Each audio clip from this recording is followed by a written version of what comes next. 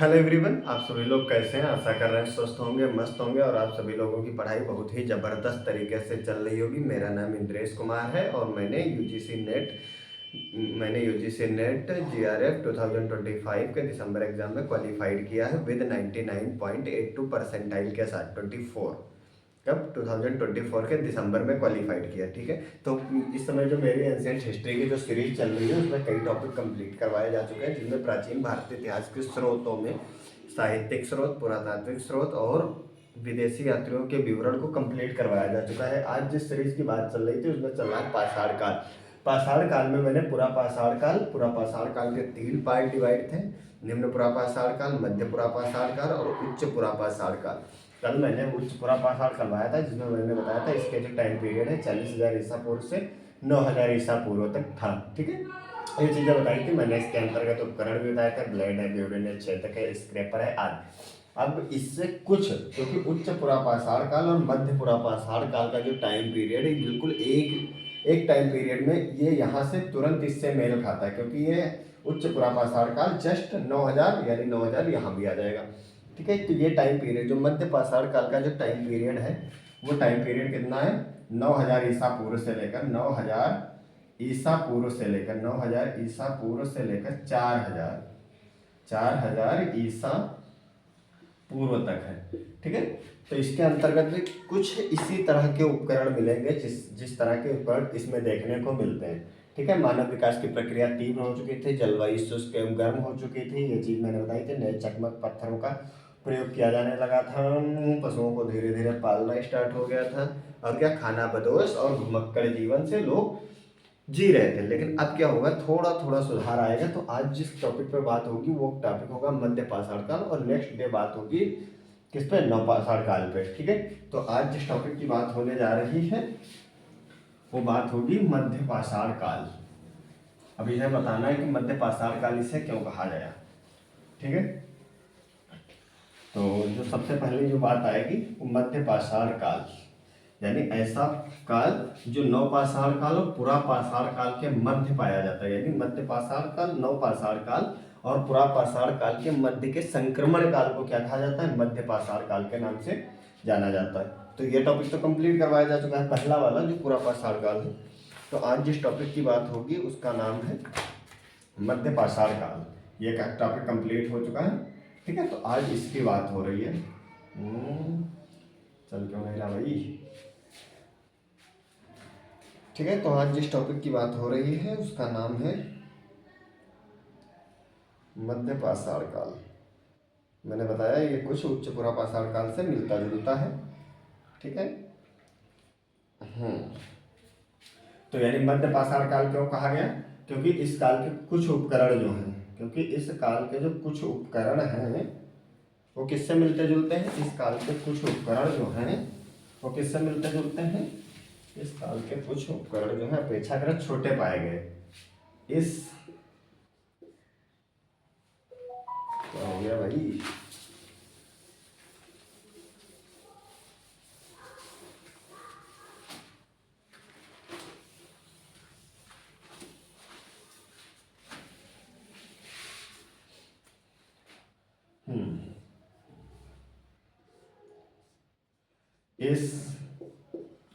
इस काल के पाषाण उपकरण जो है, इस काल के पाषाण उपकरण जो है, इस काल के जो पाषाण उपकरण हैं वो क्या है? अपेक्षाकृत। कैसे?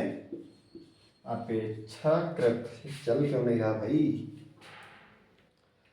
इस काल के जो पाषाण उपकरण हैं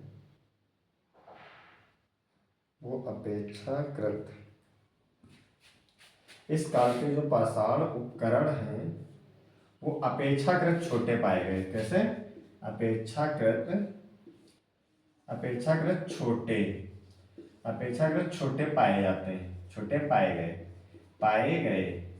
ये पा है। ठीक है, छोटे पाए गए, इसलिए इसे क्या कहा जाता है? इसलिए इसे लघु पाषाण उपकरण भी कहा जाता है। लघु पाषाण यानी पाषाण के छोटे उपकरण, लघु पाषाण उपकरण, अथवा या फिर क्या कहते हैं माइक्रोलिथिक उपकरण के नाम से भी जाना जाता है। माइक्रोलिथिक उपकरण। माइक्रोलिथिक उपकरण के नाम से भी जाना जाता है। अब ये चीज समझ में आ गई, मध्य पाषाण काल किसे कहा गया? तो इस काल के जो पाषाण उपकरण थे ये अपेक्षाकृत छोटे होते थे। किस? उच्च पुरा पाषाण काल, यानी पुरा पाषाण काल के अपेक्षाकृत छोटे उपकरण पाए गए, इसलिए इसे लघु पाषाण उपकरण या माइक्रोलिथिक पाषाण उपकरण भी कहा जाता है। जो सबसे पहले जो था माइक्रोलिथिक उपकरण यानी मध्य पाषाण काल, जो नाम दिया था उनका नाम था 1866 में हार्डर, क्या नाम था? हार्डर वेस्ट्रॉक। हार्डर वेस्ट्रॉक ने इसका नाम दिया था। हार्डर वेस्ट्रॉक ने इसका नाम दिया था। ये चीज समझ में आ गई। अब बात आती है इसमें कौन कौन से उपकरण थे। तो मैंने बताया था कि उच्च पुरा पाषाण काल के जैसे ही उपकरण इसमें पाए गए। तो इसमें छेदक आ जाएगा, छेदक था, ब्यूरेन था, ब्लेड था, ब्लेड हो जाएगा, ब्लेड, छिद्रक हो जाएगा, छिद्रक हो जाएगा, ठीक है। इस तरह के छोटे मोटे जो आदि लघु लघु उपकरण, लघु उपकरण मिलते हैं। दूसरी बात क्या हो जाएगी? मध्य पाषाण काल जो है ये पुरा पाषाण काल और नव पाषाण काल का मध्य का संक्रमण काल है। यानी ये कोई ऐसा काल पहले से था नहीं, लेकिन सबसे पहले क्या था? ये था। उसके बाद में पाषाण उपकरणों के आधार पर इसको 20 से डिवाइड कर दिया गया, मध्य पाषाण उपकरण। तो पहला जो हो जाएगा ये क्या हो जाएगा?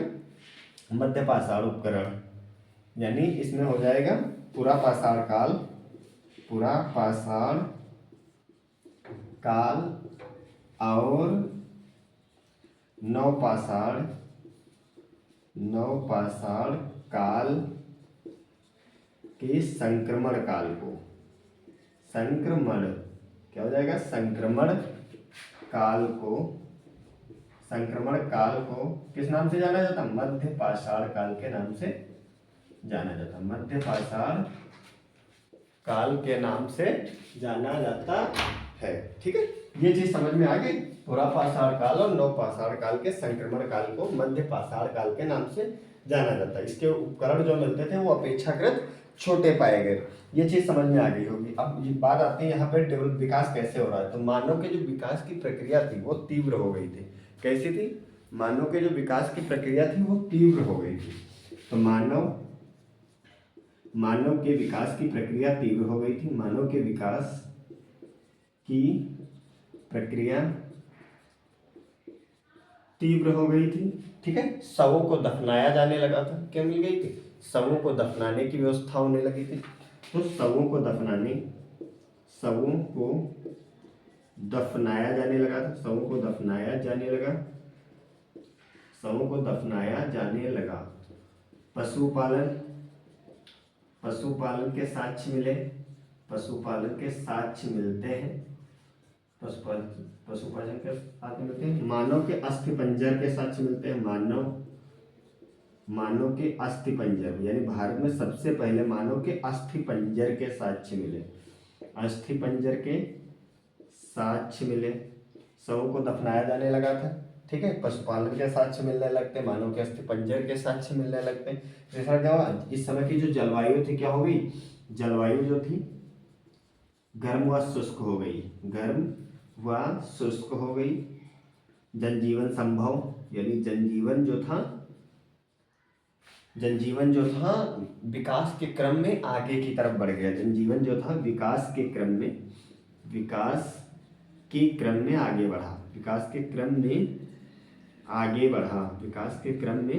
बढ़ा। ये चीज समझ में आ गई। जलवायु गर्म व शुष्क हो गई। जनजीवन विकास के क्रम में आगे बढ़ गया। पेड़ पौधों का विकास होने लगा। पेड़ पौधे यानी वनस्पतियों का विकास। पेड़ पौधों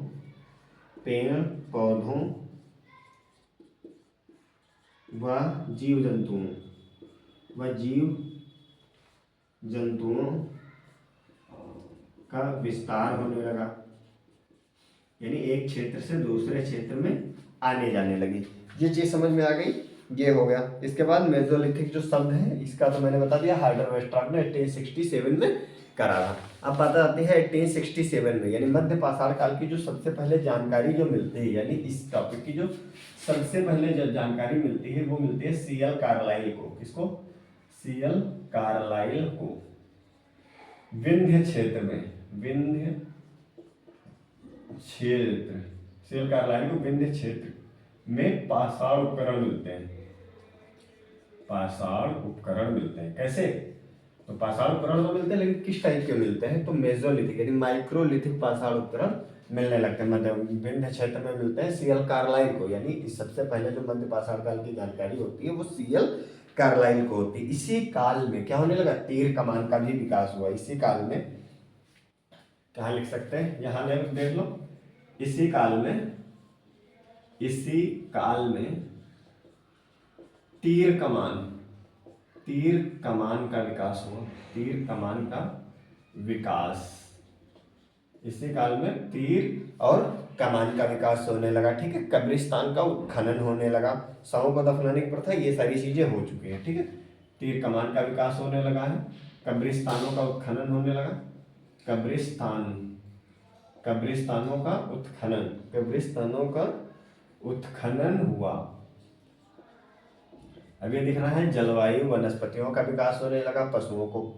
पशुओं को क्या बनाया जाने लगा? पशुपालन किया जाने लगा। जलवायु गर्म और शुष्क हो गई। जनजीवन के विकास में थोड़ा विकास के क्रम में आगे की प्रगति देखने को मिलती। कब्रिस्तानों का हुआ, तीर कमान का विकास होने लगा। जो उपकरण थे वो छोटे थे, माइक्रोलिथिक उपकरण थे। सबसे पहले 1866 में हार्टर वेस्ट्रॉक ने क्यों माइक्रोलिथिक शब्द का प्रयोग करा। माइक्रोलिथिक उपकरण जो प्राप्त किए थे, मेसोलिथिक जो शब्द दिया इन्होंने दिया। मध्य पाषाण काल में कि जो सबसे पहले उपकरण मिलते की जानकारी अगर होती तो किसको होती? विंध्य क्षेत्र में पाषाण उपकरण की सीएल कार्लाइल होती। ये शब्द जो है माइक्रोलिथिक को, यानी ये शब्द जो दिया है हार्टर वेस्ट्रॉक ने, ये शब्द दिया है।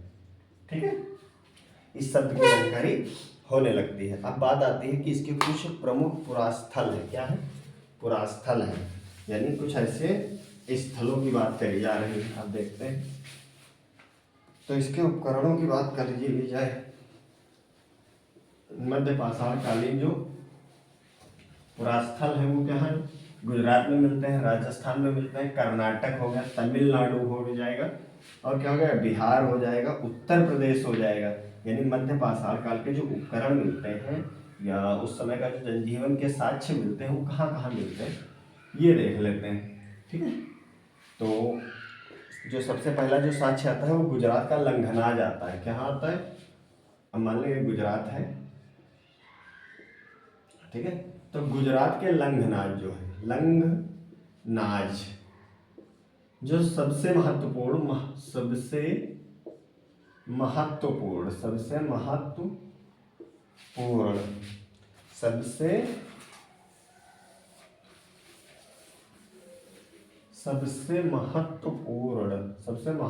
क्या हो जाएगा? मध्य पाषाणिक स्थल हो जाएगा। मध्य पाषाणिक स्थल हो जाएगा। यानी जो लंघनाज है, लंघनाज ये क्या है? सबसे महत्वपूर्ण, गुजरात का सबसे महत्वपूर्ण मध्य पाषाणिक स्थल है। इसका जो उत्खनन करवाया था वो करवाया था वीएन मिश्रा ने। इसका जो उत्खनन करवाया गया है वो करवाया है वीएन मिश्रा ने। वीएन मिश्रा ने करवाया था। ठीक है, अब यहाँ से क्या मिलते हैं? मानव के उपकरणों के साथ साथ, पाषाण उपकरणों के साथ साथ लौह काल के उपकरण मिलते हैं। फिर क्या मिलते हैं? प्राचीनतम पशुपालन के साक्ष्य मिलते हैं, मानव कंकाल भी मिलते हैं। तो कहाँ से मिलते हैं? पाषाण उपकरणों के साथ साथ क्या मिलते हैं? पाषाण उपकरणों के साथ साथ, पाषाण उपकरणों के साथ साथ, पाषाण उपकरण के साथ साथ लौह काल के भी उपकरण मिलते हैं। लौह काल के भी उपकरण मिलते हैं। तो गुजरात में ही क्या है? बागौर है, आदमगढ़ है। तो यहाँ से क्या मिलता है? पशुपालन के प्राचीनतम साक्ष्य, पशुपालन के प्राचीनतम साक्ष्य कहाँ से मिलते हैं? बागौर, बहुत इंपॉर्टेंट, बागौर और आदमगढ़। ये चीज समझ में आई। यहाँ से ही संस्कृति के दो चरण मिलते हैं। संस्कृति के दो चरण मिलते हैं। संस्कृति के दो चरण का मतलब क्या हो गया? यानी पहले चरण में बहुत छोटे छोटे उपकरण मिलते हैं, यानी माइक्रोलिथिक उपकरण मिलते हैं। माइक्रोलिथिक उपकरण इनका टाइम पीरियड अलग था। इसके बाद जो मिलते हैं वो लौह काल के उपकरण मिलते हैं, इसका टाइम पीरियड अलग है, लौह काल के उपकरण मिलने लगते हैं। ये चीज़ समझ में आई। तो ये गुजरात हो गया पहले नंबर पे। दूसरे नंबर पे आता है राजस्थान, दूसरे नंबर गुजरात हो गया। आंध्र प्रदेश आता है, क्या आता है? आंध्र, बहुत इंपॉर्टेंट है, ठीक है। आंध्र, ये पूछा जाता है कि लंघनाज कि नौ पाषाणी के स्थल है, मध्य पाषाणी के स्थल है, पूरा पाषाणी के स्थल है। तो लंघनाज जो है ये कैसा है? मध्य पाषाणी के स्थल। आंध्र प्रदेश में नागार्जुनी कोंड है, नागार्जुनी, नागार्जुनी, नागार्जुनी कोंड। रेनगुंटा है, रेनगुंटा है। गिद्धलूर, गिद्धलूर, ये क्या है? गिद्धलूर आदि जो स्थान है ये यहाँ पे मिलते हैं आंध्र प्रदेश में। कर्नाटक में देखा जाए तो बेल्लारी है। कर्नाटक का क्या है? कर्नाटक का जो एक स्थान जो फेमस है वो संगनकल्लू स्थित बेल्लारी जिले में, बेल्लारी जिले में स्थित संगनकल्लू, बेल्लारी जिले में क्या है? संगनकल्लू है, संगनकल्लू। ये इंपॉर्टेंट हो गया संगनकल्लू। बिहार का देखा जाए, बिहार में दो स्थान है, एक का नाम है पैसरा, बिहार में एक का नाम है पैसरा और भागलपुर से, भागलपुर से कैसे उपकरण मिलते हैं? लघु पाषाण उपकरण मिलते हैं, मध्य पाषाणी। भागलपुर से लघु पाषाण उपकरण मिलते हैं। और क्या है? पैसरा, यहाँ का जो पैसरा है ये बहुत फेमस। पैसरा से प्राचीनतम आवास के साक्ष्य मिलते हैं। पैसरा से क्या मिलता है? प्राचीनतम आवास। पैसरा से मिलते हैं प्राचीनतम झोपड़ी के साक्ष्य, प्राचीनतम झोपड़ी के साक्ष्य, प्राचीनतम झोपड़ी के साक्ष्य मिलते हैं। ये हो गया गुजरात हो गया, आंध्र प्रदेश हो गया, कर्नाटक हो गया, बिहार हो गया। अब मध्य प्रदेश में देख लिया जाए, क्या है? 3, 4, एक है जो पांचवा जो पड़ता है उसका नाम है मध्य प्रदेश। मध्य प्रदेश में जो आरवी जोशी ने क्या करा था? आदमगढ़ शैलाश्रय से 25,000 से ज्यादा। आरवी जोशी ने आदमगढ़ शैलाश्रय से,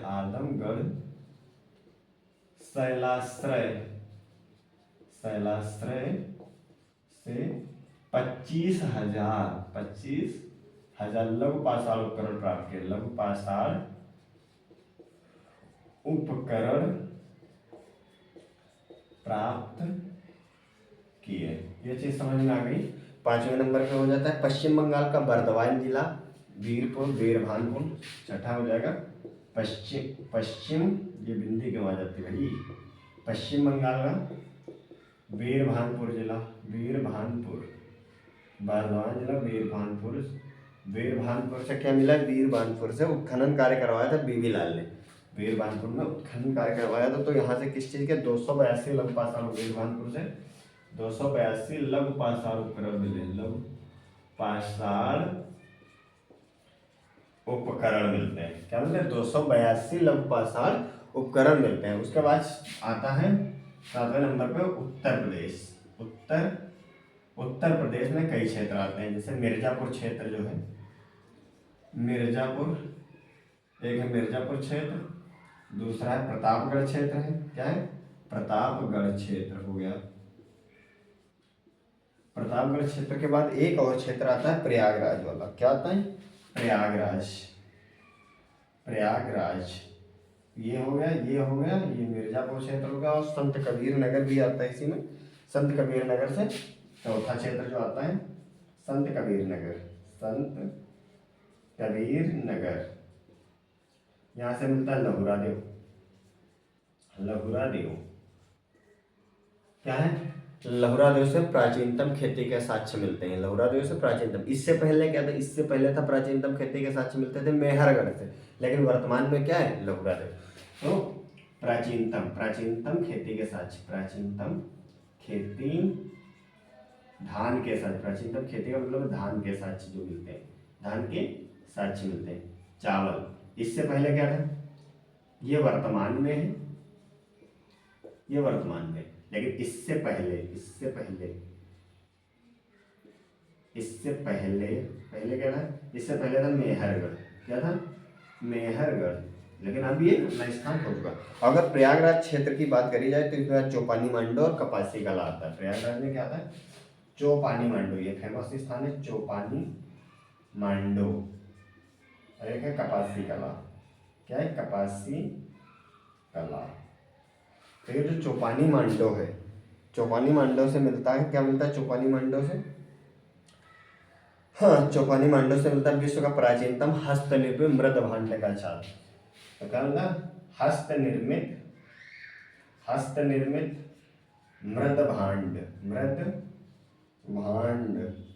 मृद भांड का साक्ष्य मिलता है। हस्तनिर्मित मृद भांड का साक्ष्य मिलता है। प्रतापगढ़ में आ जाता है। तो प्रतापगढ़ में दो स्थान मिलते हैं, एक चौपानी। प्रतापगढ़ में आता है सराय नाहर महदहा और आता है दमदमा। सराय नाहर राय महदहा, फिर आ जाता है दमदमा। दमदमा से क्या मिलता है? एक ही कब्र से 3 मानव के कंकाल मिलते हैं। त्रिमानव समाधि का साक्ष्य मिलते हैं एक ही कंकाल से, यानी त्रिमानव समाधि के साक्ष्य, त्रिमानव समाधि के साक्ष्य मिलते हैं। महदहा भी फेमस है, महदहा से मिलता है महदहा से मिलता है हड्डी के आभूषण मिलते हैं। क्या मिलते हैं? हड्डी के आभूषण मिलते हैं। ये हो गया। और सराय नाहर राय किस लिए जाना जाता है? तो सराय नाहर से मिलता है मानव अस्थिपंजर का सबसे पहला साक्ष्य। मानव अस्थिपंजर का क्या मिलता है? मानव अस्थिपंजर का सबसे पहला साक्ष्य। आप लोग जस्ट 5 सेकंड रुकिएगा, ठीक है?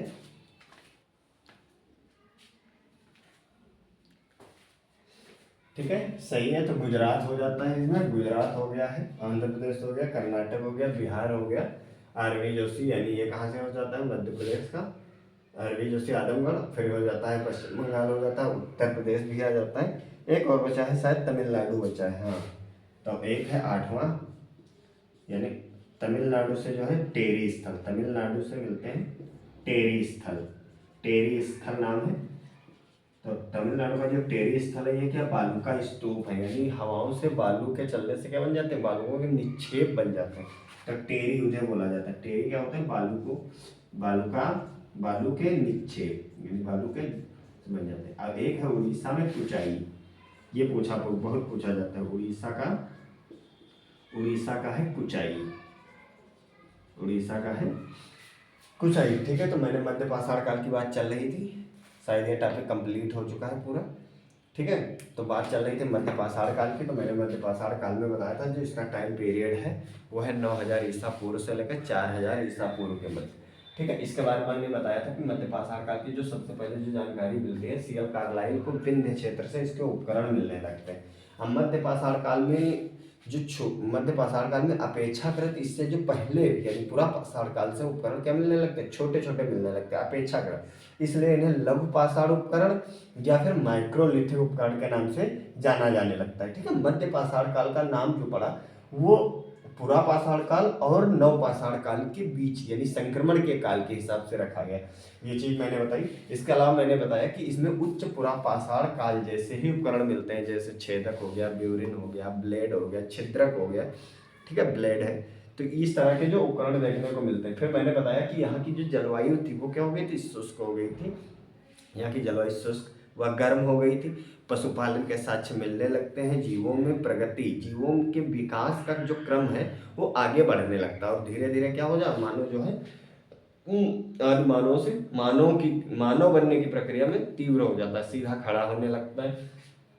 ठीक है, पशुपालन होने लगता है, खेती होने लगती है, खेती के इर्द गिर्द के साक्ष्य मिलने लगते हैं। जैसे ये है, खेती का जो साक्ष्य मिलता है वो कहाँ से मिलने लगा? खेती के, जैसे ये लहुरा देव था ना, लहुरा देव था। ठीक है, पैसरा है, तो यहाँ से निवास, यानी मानव स्थायी निवास बनाकर रहने लगता है।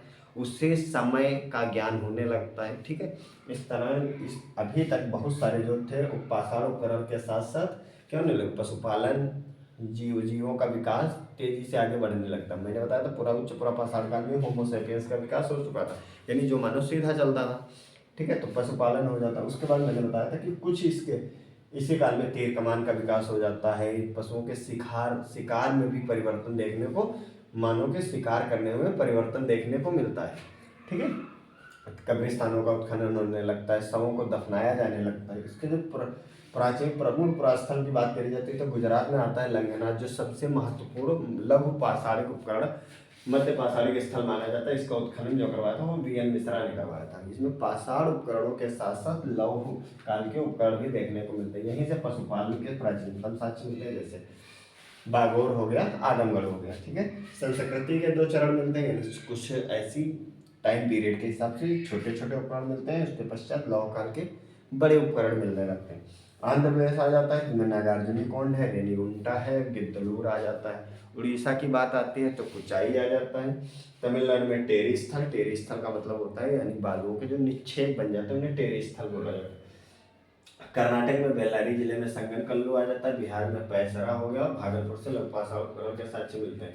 ये कहाँ से, आदमगढ़ शैलाश्रय से 25,000 से ज़्यादा लोग पाषाण उपकरण मिलते हैं। पश्चिम बंगाल में बर्धमान जिले के वीरबांधपुर स्थल से 282 लघु पाषाण उपकरण देखने को मिलते हैं। उत्तर प्रदेश में 4 क्षेत्र है, मिर्जापुर क्षेत्र है, प्रतापगढ़ है, प्रयागराज में चौपानी मांडो और कपासी कला, यहाँ से सर्वप्रथम हस्त निर्मित मृद भांड के साक्ष्य मिलते हैं।